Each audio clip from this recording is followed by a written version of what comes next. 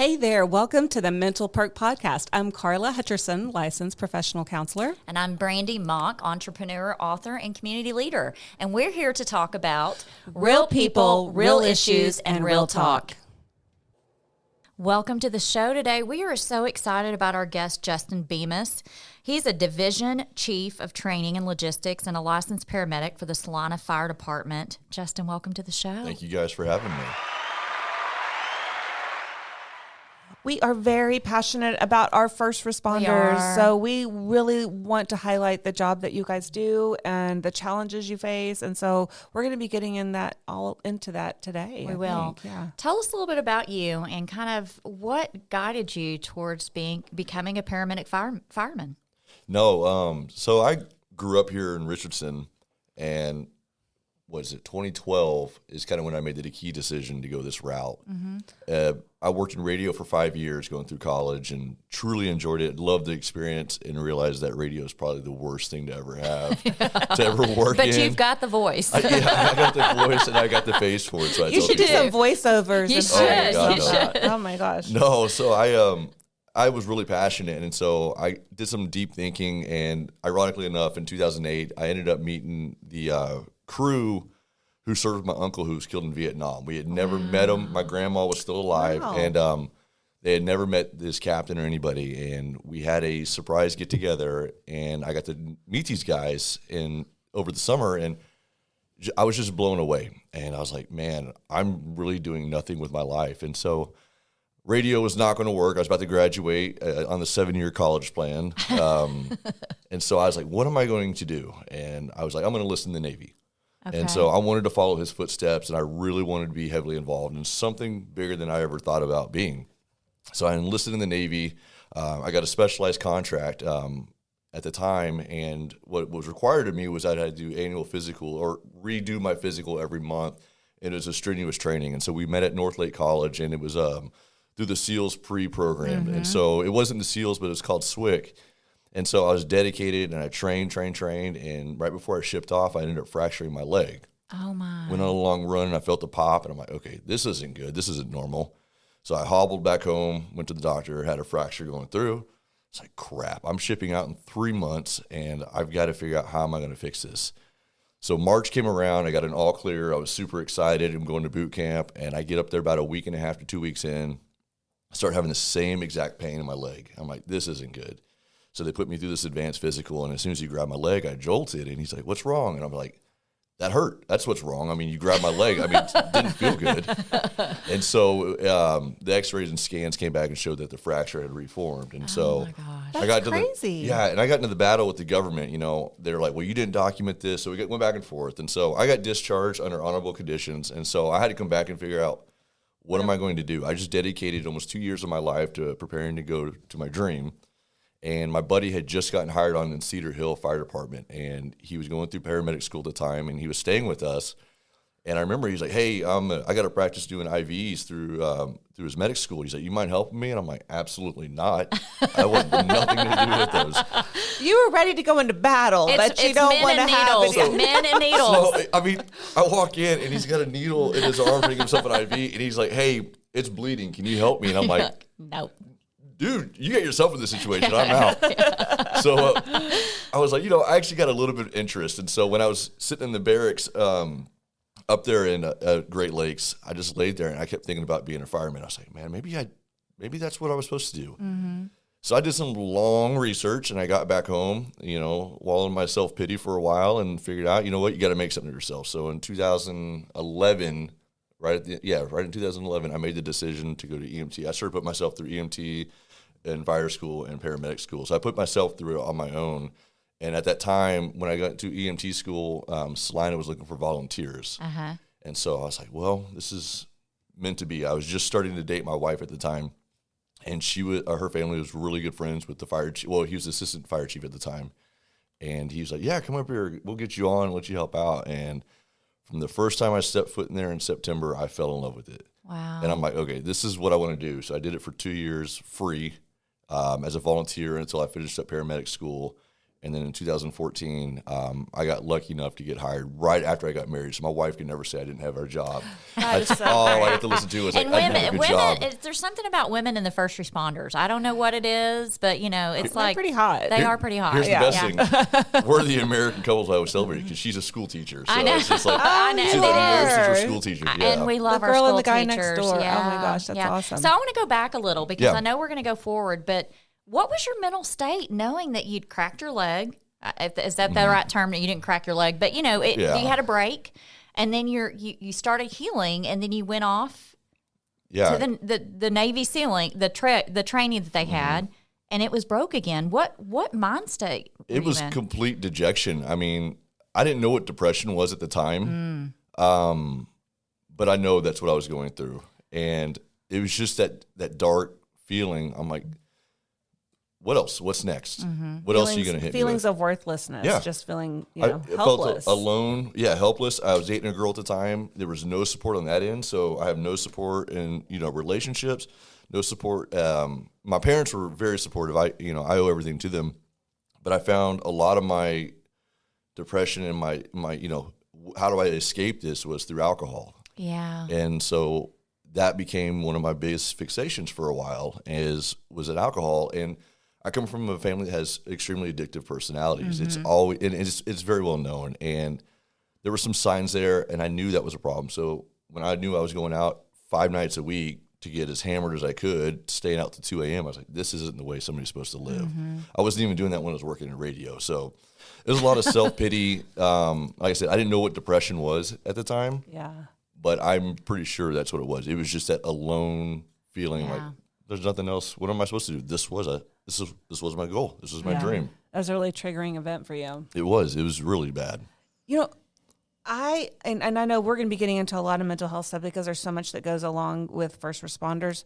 But first, before we start that, I'm a big TV buff, and I watch the 911 and Chicago PD, fire, all those.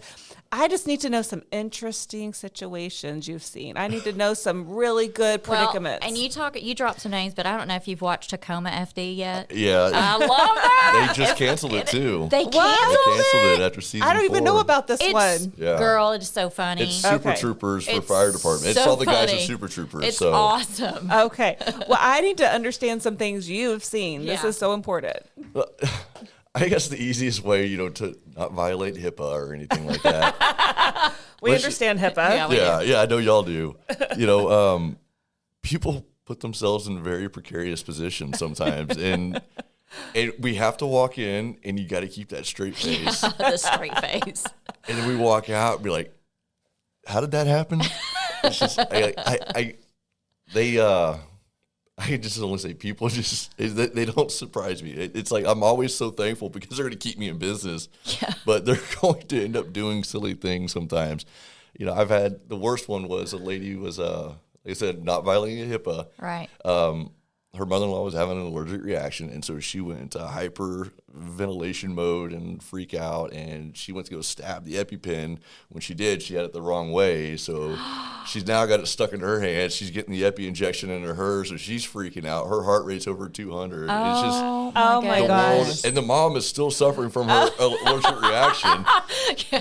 And we have to walk in, so we have multiple patients now, and I'm just like, what is going on? But no, people, I can say it now because I'm a part of that group. People on alcohol make poor decisions. People putting fireworks where they don't need to put, and thinking they'd be trying funny. to think that through real quick. Yeah, I'm going to back up that one real quick.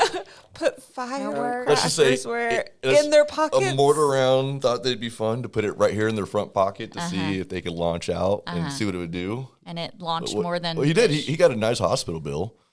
So a good transport bill. I don't even think I want to know what happened there. How do you keep straight faces during all this? My wife asked me that too. I don't know. It just, she's like, you don't freak out. You keep a straight face, but when you leave, it's that dark humor just starts kicking in. It is, you ain't gonna believe this. It's the dark humor. Do you think about it on the way home, like when you're driving home and you just start laughing? Or There are times, like I like to go back to the station. Now that I'm on days, I still go back to the station and I talk with some of the guys, and we just start just laughing about some of the stuff we've encountered. I have a real good one. You guys will get a kick out of this. So we have a nursing home in town, and we had a lovely elderly lady. I love her to death. I see her all the time. I still see her. And she went in. She was having some issues at night. And so I went in there. They had the TV extremely loud. So elderly and loud TVs don't mix well. And so I'm trying to talk. You know, I got a pretty boisterous voice. You know, it's I can get it up a little bit. But she was my mid-sentence. She told me to shh. And when she shushed me, she put her middle finger in the middle of my mouth. And so I have her finger as she was digging in her waistband now in my mouth. Oh my gosh. You could hear a pin drop in that room. It was just dead silence. All I remember is I just took her hand out of my mouth. I set it down on her hip. And I looked back at my captain and everybody, and they're all just that stoic look, like, what just happened? I need some saline solution. We gotta. I need some Listerine. I'm in the ambulance throwing alcohol foam in my mouth. I'm like, how do I handle this right now? And so I had to go home and tell my wife, I'm like, hey, just got to throw this out there. Me and a lady, we had an issue with each other. She's like, what do you mean you had an issue? Yeah. She put her finger in my mouth and she dug in her waistband. She was in the nursing home at the time. I was like, that's where we're at. She goes, oh my God. And I'm like, I don't know how to clean my mouth out. So I'm just telling you right now. I'm just trying to think the wife, and she's like, okay, female, hand in her pants, hand in my mouth. Yep. Before you even explain nursing home, what the wife was thinking. I know. She's probably like, what are you telling me? My wife is a saint. I mean, she has to deal with so much stuff with me. And just that story alone, I can still walk into the station and the guys will still make comments about it. Do they do little finger marks, little expressions like, oh, my God. Yeah. I bet there were lots of emojis. Thankfully emojis weren't as popular back then. So, golly. Now I've got this visual in my head. I'm never going to let him live down. Oh, no. I can tell you exactly who was. It was the Minnesota Vikings playing Monday Night Football. I'll still never forget it. The sound. He's got PTSD from this event. He's got some PTSD. I haven't even told my counselors about this one that I talked to. I mean, it probably needs to be brought up soon. Well, I love the fact that you mentioned you have a counselor. Yeah, I do. Yeah. I do. That makes me so happy because I can't imagine being in your role and not having that kind of support. Mm-hmm. That's so huge. And I think there's a big percentage of firefighters and paramedics and police that don't have counselors. It's still very taboo for us. And I think that's a stigma that I personally, in Salina, am going to get rid of. It's one of the things that I lead my orientation off. So I am in charge of training all of our new hires. And that is something that I'm very, very passionate about, is to break that stigma. Mm-hmm. Yeah. I think it's some studies estimate up to 37% of firefighters are dealing with PTSD, but that's the only ones that are reporting it. That's the only ones that are talking. Yeah. And so I can't imagine what the real number is. I think it's much higher. And, that's, reflecting on a lot of my past life, there's a lot of triggers in a lot of situations that I can greatly reflect on that maybe have affected me. But there's been calls in Salina that I've dealt with that have directly affected me. And not being able to say that I'm not okay it's typically not accepted in the fire service. And it's an unfortunate thing, but I think we've got enough amazing individuals in the fire service now that this subject has come to light, and it's going to be talked about. It's at every conference that I go to, and I travel to conferences all over the United States, and it's one of the most talked about subjects now because we have guys that are killing themselves in the firehouses now. Oh, yeah. One statistic said that more die by suicide than actually die in line of duty. And the thing is that they're now being forced to actually keep statistics on that. So cancer and suicide are our biggest issues that we deal with, and they've never have kept statistics on it. And it's just until this last couple of years that we've brought in light, through the IAFF and through other organizations, that they're now having to address this. This is a problem that is it's plaguing the fire service. So fire chiefs and everyone else cannot put it off anymore. They're like, hey, we have to address this now. Mm-hmm. So you're going to have programs. And the TCFP, which is the Texas Commission on Fire Protection, they're part of the state government here in Texas. They're really working hard to actually put this into their requirements for fire departments, that you have to have mental wellness. It should be required across any field when it comes to first responders or doctors. Absolutely. Because you guys you're seeing it firsthand. You're the first one that responds to these high stressful situations. And if you don't know how to process it because you don't feel comfortable processing it, it's not okay to talk about. It's not going to be good for any of y'all. And when we're exposed to it, it's like usually on a TV show, but you guys are seeing it in real life, and that is a whole different And then if situation. you're not getting help for it, you're taking it home to your spouse or your children. And that's where it was starting to, infect my life was affecting my wife and my kids. And it took a lot of hard looks in the mirror to realize you're not good. You're not a hero. You're not anything like this. You are coming home and you're placing all this burden onto your family, but you're not doing anything to help yourself. Like I'm wallowing in self-pity, and it's always somebody else's fault, but it's not mine. And I can only control myself and control my actions. And it took a lot of hard conversations. And thank God my wife is as amazing as she is. She never threatened to leave me, but she's like, you're going to do something. Absolutely. And I don't think people really realize doing mental health care is just as important as your physical health care. Oh, yeah. It is. You have to take care of both to be a whole person. Absolutely. And being in Salina, one of my programs that I have is I oversee our health and wellness program. And that was one of the things that when I took this position, I'm going to change this, and I'm going to make Salina the blueprint for everyone else. Oh, I It was love that. the way I wanted to approach it. And so we do our annual physicals. We do our typical 1582 screenings, which is all the stuff that we have to go through as an annual firefighter. But we also are incorporating health and wellness. We've partnered up with an organization in Frisco, and along with our PD and us, we're going to tackle health and wellness head on.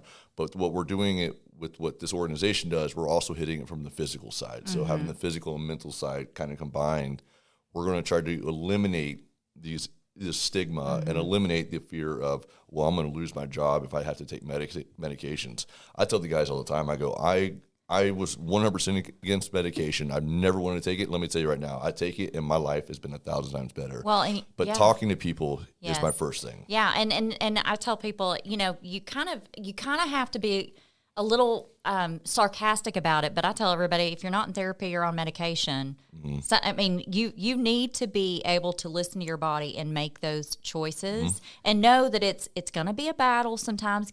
I suffer from depression. Being put on medication can take you a while to get acclimated to that, but it's so important that you're even acknowledging it, because it allows other people to feel comfortable about it. Absolutely, and I tell the guys all the time, I'm as open and transparent about it. I don't want them to ever feel like they're in the battle alone. Yeah. And I've had multiple conversations, and I've had so many of our guys that have now approached me like, hey, just letting you know, I've been talking to a counselor. And I'm like, awesome. Yeah. Thank you. Yeah. I was like, what can I do to help you? Yeah. They're like, well, I just wanted to let you know. I'm like, perfect. Brother, I'm here. Like, we need to celebrate those Yeah, moments. we do. Absolutely. I mean, people need to just be able to talk about that and feel good about it, and realize it's not debilitating. It's not going to take away from my ability to perform my job. It's actually going to make me better at my job. Yeah. Absolutely. And I think, it, like you said, it helps you with your job, because now when we encounter these certain incidents, I can process it much differently than what I was doing in the past.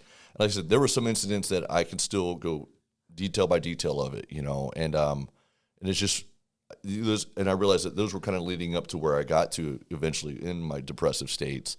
But like having that ability to now ingest this information and understand what's going on, but then to process it properly. And that was my thing. I was never processing it properly. My processing was going home and complaining to my wife and telling her every little detail, or telling her nothing. And just like typical guy answer, yeah, everything's good. Yeah. I think that's interesting about therapy is because people think they're processing things, and they're a lot of times not processing them correctly, or they're processing them in an unhealthy way. But when you go to therapy, you actually learn that there's ways to process, and it's such a eye-opening thing. It can take the weight off your shoulders. Absolutely. And one of the things that I realized when going through that process, and opening myself up to people, was that they have to be understanding of what my profession is.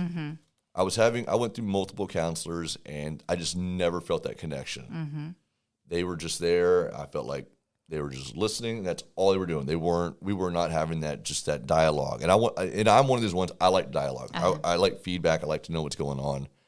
But once I found this organization, they were designed to address this trauma that we deal with. They're all either first responder based, it's police, fire, or military. So they understand. And so we have that connection immediately, and we can kind of start that dialogue a lot simpler. And it took me a long time. I mean, it took me about a year to really start opening up to them, but we started the process, and it was going every single month and just regurgitating, some of the same information, then digging up some stuff that hurt. Yeah. I think people think when they don't mesh with their counselor that they can't switch. But it's just like if you go to a doctor and they don't have good bedside manner, you're not going to stay with them. Absolutely. No, you're The switching. same thing with your counselor. If there's not a connection, you're not going to get better. You have to connect with your counselor, and sometimes it may take you a couple people go through that and making that decision. So, don't be scared to change counselors.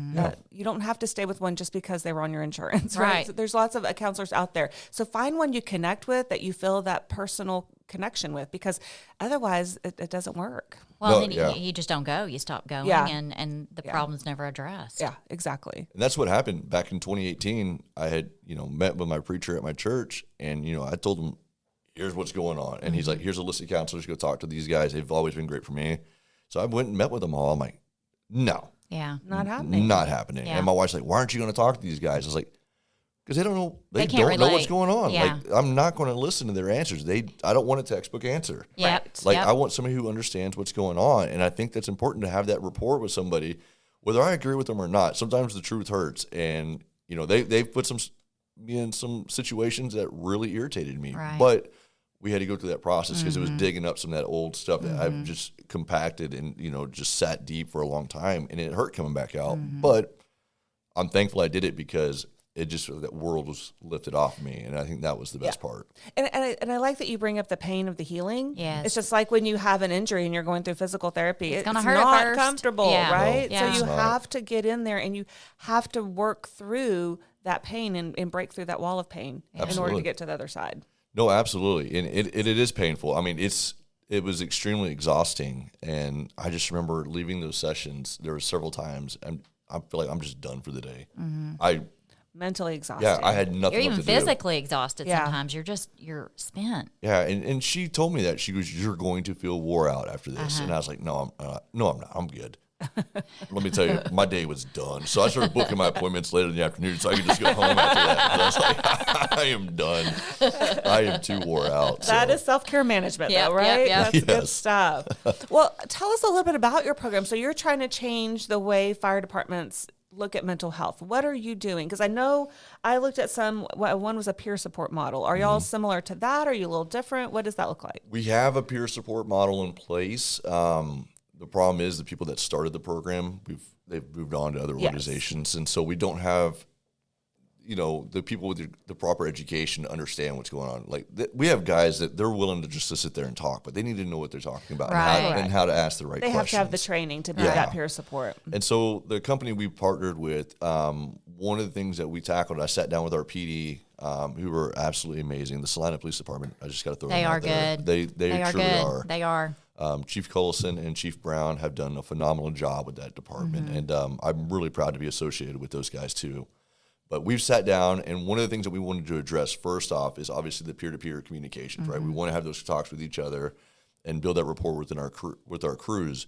But the biggest thing that we started looking at, and this was kind of my goal talking with other agencies, was to bring spouses in. Oh yeah. And so the way we talk about bringing spouses in is having the association maybe partner up and do a dinner to this organization we deal with. And then they come and do a 2-hour presentation. The department and everybody pays for the dinner, but the spouses are involved. We keep it to about 12 to 15 so we can keep it small and concise, but allow the spouses to be a part of this process. And then we're trying to build it to where our rookies, all of our new hires are going to be required to go through these programs to understand, certain trigger signs when they go home because their spouses will be a part of it too. Yeah. So we've realized that when we started building these programs, if we start building the spouses with it, because these guys are going home. That just love makes that. a world of difference. does. It does, yeah. Because many times they're in the dark and maybe you're getting counseling, but they just don't understand. And so this really helps them to understand, and they're getting an extra layer of support. Yes. Absolutely. Yes. We want the spouses to know the signs. 100%. And it's important, they might just say, man, he's been coming home and he's been having a beer every single day. Yeah. Yeah. I mean, okay. One beer turns into, we know how it goes, right? Right. So we start having them kind of building that, that strength for them to be able to recognize certain things. And I think having that relationship with the spouses and then the kids, because we also want to make sure that the kids are taken care of too. So it's a very family-oriented approach, but we also have it to sit down they will sit down 30 minutes each year with a counselor through this organization. And they're going to sit there. They don't have to talk. Right. But we're going to put them in front of you. Does that include family therapy as well? It is. We do have the ability to wrap that up into our program. We all know how EAPs are. I'm not the biggest fan of them at times, but the way that we're structuring it, we can kind of move it around a little bit to where we can add families into that too. Okay. So that'll be our end goal, is to get all that up and running. So we're in the very infancy stages on the mental health side, but I've been going along with PD for the last 2 years and the city officials. And I'm so thankful for the city of Salina officials, because we can't have this funding without them. Yeah. And they see the problem, they see the issues, and once they toured the facilities and saw the reasons why, and then again, we're talking about statistics. I'm a data-driven guy, and statistics drive every decision that I make. And just like firefighting, we have to understand the data that we're given. And so having data like this about LODDs based upon suicides, I do a lot of times, assimilate that suicides are related to LODDs because they're doing it on duty, or they're doing it within the first 24 hours of going home. And so we got to figure out how do we stop that? How do I get these guys help when they feel like they have nowhere else to go? And so we're going to start with the spouses. We're going to start with these new guys, and then we're going to start building a culture that is truly dependent upon each other, that you're here to talk to each other. You're going to grow with each other. Go ahead. I was like, it's so important to make sure that all the firefighters recognize the signs and symptoms so that they're seeing it in each other, because like you said, they may go home and they may do it on the way home, right? They had a really bad day, or that something happened the week before and they've been holding it in, and now they're going home and that impulse hits them. But what I'm saying is, like, if people are watching for those signs, then maybe we can catch those things. Absolutely. And then you go back to the wives being trained, and even eventually your children, being able to talk about it more. But it's almost a brotherhood like it is to military. Absolutely. I know that whenever there's certain women that are struggling because they're married to a husband that's been deployed, or fire department or police department, those wives will now feel comfortable reaching out to not you. If you're going through the struggle, they can reach out to one of your partners and say, hey, I think Justin's struggling. I'm seeing this at home. Absolutely. And they're able to address it from both sides. And I love that. I love it. So what are safety protocols? So if a firefighter sees some signs in one of their peers, what would they do? Like, how would they go about that? So we would obviously try to, address it one-on-one, figure out how can we help at the smallest level first is the thing. Like, hey, we see this such and such trend's been going on, right? Let's talk about that. So that way we can let them know we're seeing it. Like, it's not just you. We see what's going on. So starting that conversation, and then if it starts to become where it's job effective, then we have to take it up the chain. Yeah. But the goal of us is to handle it at the smallest level. Yeah. And then we have the programs in place. So going back to the education side, so we will host part of the program that we are trying to set up to where we'll have it's like a 2 to 4 hour program that everybody in the department is going to go through. Okay. So they're all going to have an understanding of how to properly handle these situations, and then we can truly build our protocol going forward to make it rock solid, so that way we don't have a gap anymore. How do firefighters and paramedics feel about telling somebody that they have concerns about another firefighter? Is that something that's hard for them to do, or do you feel like they're pretty open to doing it? It's hard. Yeah. Because a lot of guys still feel like that brotherhood connection. Right? We're talking about the military. We're very similar to the military, and it's a protective thing. Yeah. And you don't want to be known as that guy, who's tattletelling or anything like that. But again, it goes back to your culture. How do you get rid of that? And that's where we've got to break this cycle. Yeah. And it's got to be broken from the smallest departments to the biggest departments. Yeah. It's better to have someone mad at you for a little while for telling. Absolutely. And then having them be dead and having to deal with that. Yeah. It's the hardest thing I've ever had to do is write a line of duty death policy. And I got to figure out, how do we talk to the families? How do we tell them what's going on? I need your line of duty death packet. I need to know who we're going to notify. I tell these guys, I go, I don't ever want to see this again. I want to burn it up the day you leave. Yeah. And, when you write these types of things and then you got to think and process, I was like, I don't want you to be that guy. I don't want that statistic to be in Salina. We've already had one in Salina. Right before I started, we had one of our volunteers ended up killing himself. And so it's something I refuse to ever again allow to happen in Salina. And I think we've got enough guys in place that we're not going to let that happen again.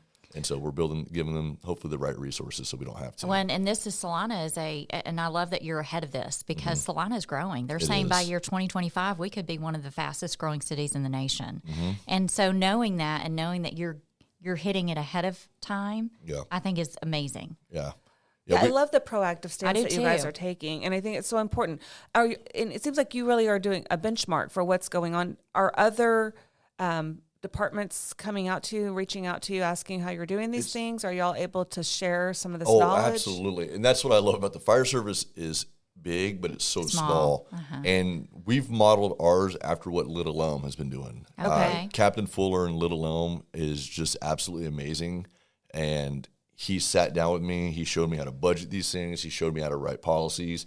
Here's how you build the entire program out. And it's just been absolutely amazing. So Little Elm to me has been like the forefront of this entire battle. Wow. And then you have other great agencies like Frisco and Plano. They're all starting to kind of really come along. McKinney's the same way. And, last year McKinney had, I know at least they had 3 firefighters die, I think, within 4 months. And so that's that's weighing heavy. And then one of the firefighters that passed away was killed in an MVC as he was going to, which is a car that's how we say car crash, on his way to teach at Collin College. And that's where I teach also, is at Collin College. Well, I'm teaching his son in Fire Academy now, so there's a huge connection now. But it's so awesome because I get to see what this kid's doing. But, seeing agencies like McKinney and Salina and Prosper and Little Elm and Frisco, I think we're all hitting it really hard. And Dallas is doing, let me tell you right now, Dallas is doing a phenomenal job too. I've sat down with several of their members, and what they're trying to do is just it's quite the feat, because we all know how big Dallas is. It's huge. But they refuse. They've had a lot of issues recently, and they've got a program in place, and I know that they're going to change the world too. So what they're doing, I think in all the local agencies here in North Texas, everybody is doing something now. Good. I love it. And we are fortunate to be from an area that has the funds to do these things. There's a lot of fire departments and police departments out there that don't have these kinds of funds. And that's where we're really missing out on these resources, and where it's so important to figure out how to get those people the resources they need as well. So yeah, there's a lot of grants that are out there, and I think just opening up some of these departments to look at grants. There's funding through the state and federal government. Just educating them, though. Grant writing is a tough deal. And so it gets a little overwhelming whenever people don't know how to do that. And it's great when you have those resources pour in and kind of educate you like you're doing with these other departments, with mental health training. So I think it's amazing. Now, so as you're doing all this right here, your training and stuff, when you guys go on a call and it's extreme, it's emotionally extreme. I know children are probably the hardest calls you have to go on. At that point, after you're off that call, with what you're doing now, are you automatically going into conversation with your teammates and saying, hey, how did you feel about this? Or do y'all just kind of... So my approach now is let them clear from a call. And as soon as they get clear from a call, I give them just a little bit. And then I usually do the subtle approach, send them a message. Hey, checking in. Just checking on you guys and see what kind of response I get back. And then I'll typically go right by the station. Depending on the nature of the call, like when we had a triple homicide fire a couple of years ago, we pretty much started pulling people out. Like, you're going home. You guys can't do this. Like, we've got to be more proactive. And, that fire and then some of the incidents that I've dealt with have really brought a lot of this to light, and we've got to do better at addressing it. And so making sure we have people in place to bring in, it's going to be cost us overtime, but I'd rather pay overtime than lose a life. Than lose somebody's life because of what they just had to deal with. But do you ever incorporate critical incident stress debriefings? We do. So we do within 72 hours. So we try to partner up on some of the smaller stuff with the local agencies. So we don't ever do it in-house. We don't want our own guys having the conversations. We want to bring outside sources. And so a lot of the departments have CISM teams, and we've done a great job partnering with McKinney on theirs. They've helped us through a lot of debriefs also. And so we do have agencies, like a lot of agencies have written agreements with other agencies. Like when I think Colony and Dallas share theirs, we've got a great relationship with McKinney. And so we rely heavily on them, and Prosper has a great one too. But a lot of times, when with Prosper, they might be on the same call with us, and so we want to separate it a little bit. Yeah, and there's some good results with getting those done right after an event. Allowing them to start the processing early. So I think those are really great skills. Yeah, it's usually about the most we can't go over 72 hours, because what that means is that they're back on shift anyways, and so We might give them some time. If they need something before then, we're going to address it, but we'll give them within that 72 hours, and we're already having that conversation. And talking about shifts, that brings me to a whole nother one, these 24-hour shifts, or sometimes even more if there's a big event of some sort, like when you talk about the forest fires in California or things of that nature. I mean, talk about the impact here, because at some point their brains aren't necessarily functioning as well as we need them to. Yeah, and that's a big debate in the fire service right now. We run 24/48, so which means we're on for 24 hours, off for 48. A lot of departments are switching to 48/96s, which means they're on for 48 hours straight, and then they're off for 96 hours. Wow. There's a huge debate.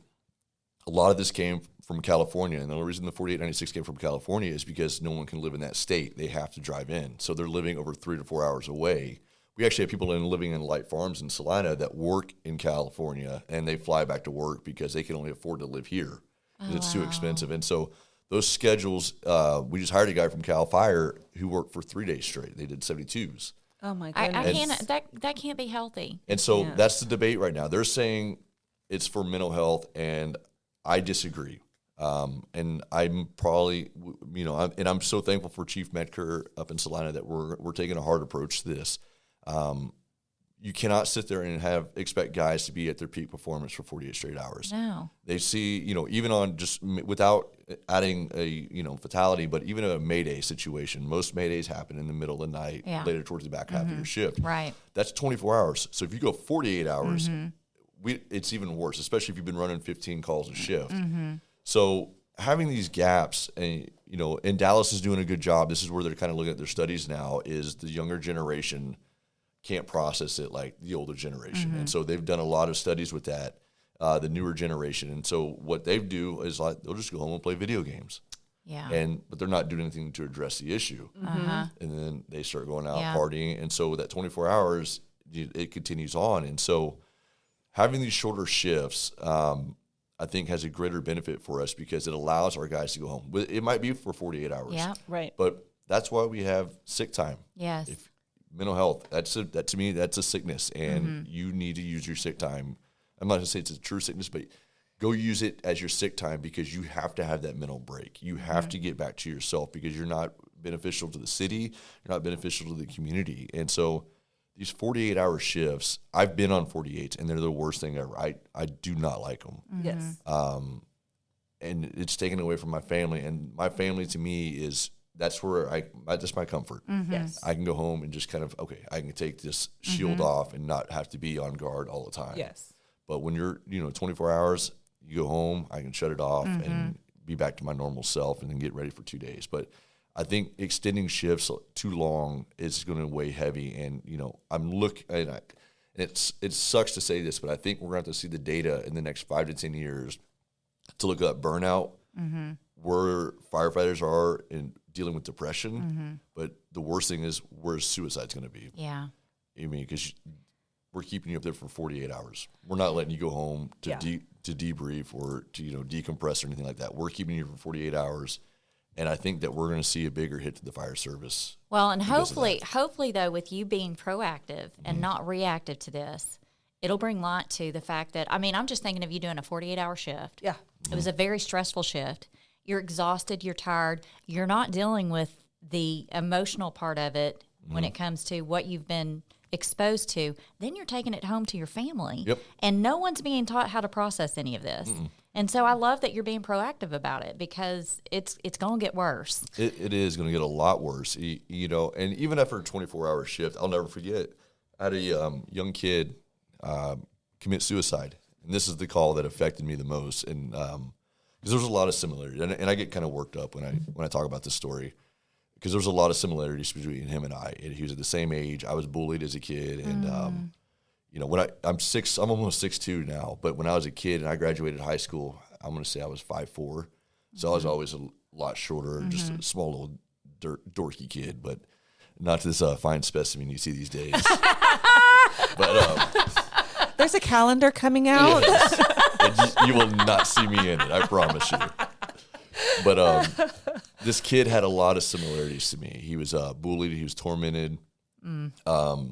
Just when I talked to his mom after she had found him and she was relaying a bunch of information, and it hit me hard. And I'm like, this isn't right. Like, and I got to the point where I was mad. Mm-hmm. Yeah. I'm like, he should not have done this. And now I'm like, I'm ready to go to school and I'm ready to kick somebody now. Oh, yeah. And so we went through this whole call, and I talked to the family, and I even told my officer at the time, I was like, I'm not clearing up. I'm staying here until the dad was out of town. He was actually golfing, so I was like, I'm not leaving until he's here. Oh, wow. And then when he got there, I wanted to talk to him, and that was just me. I wanted to have that conversation with him because I knew what my parents would want, and there was a lot. Like I said, there's a lot of similarities, and so we cleared up from that call, and I went through the whole night. It was just back and forth, back and forth. Did I do enough? Was he really dead? I went back and forth, and wow. you just start just second guessing. What is there something we could have done to save him? Whatever it may be.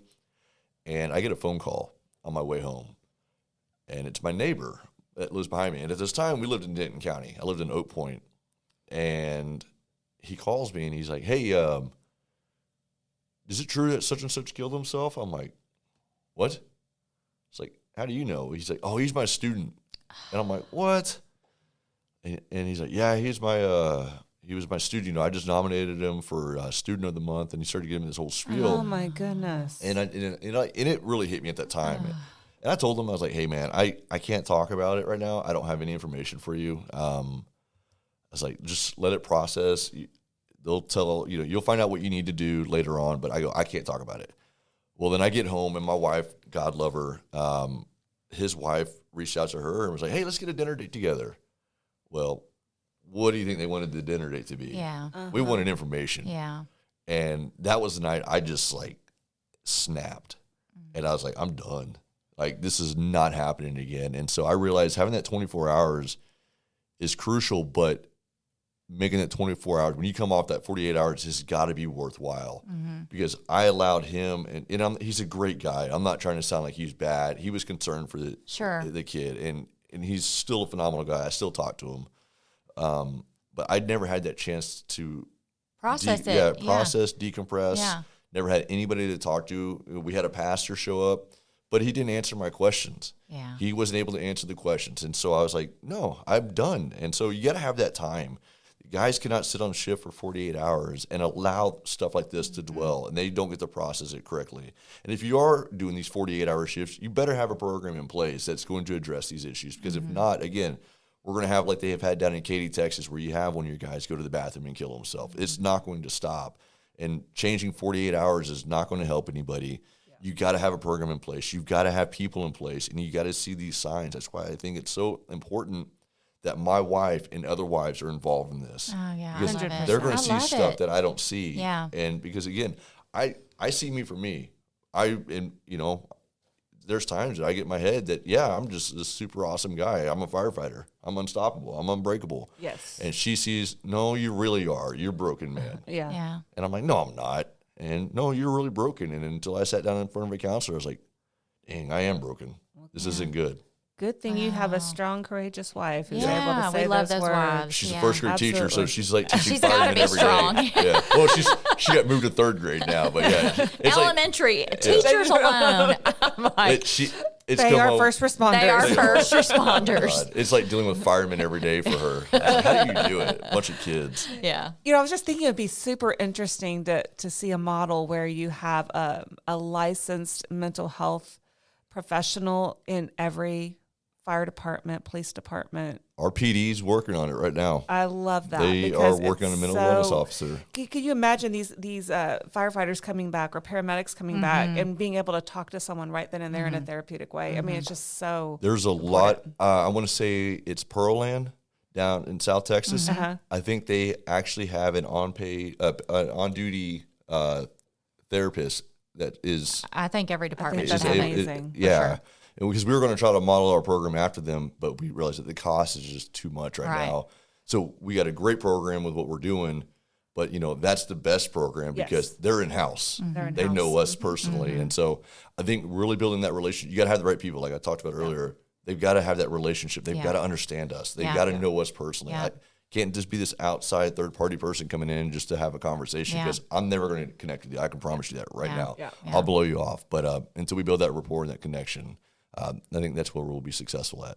Well, we are so appreciative to you being here and being vulnerable and actually talking to everybody and educating people, because I hope firemen and first responders are able to hear this and realize that it is so important to be proactive and not reactive to our mental health. And the fact that you're incorporating the wives and eventually the kids is amazing. So we want to thank you so much for being here with us today. Thank you so much, Justin. Thank you, guys. Yeah, I appreciate 100%. it.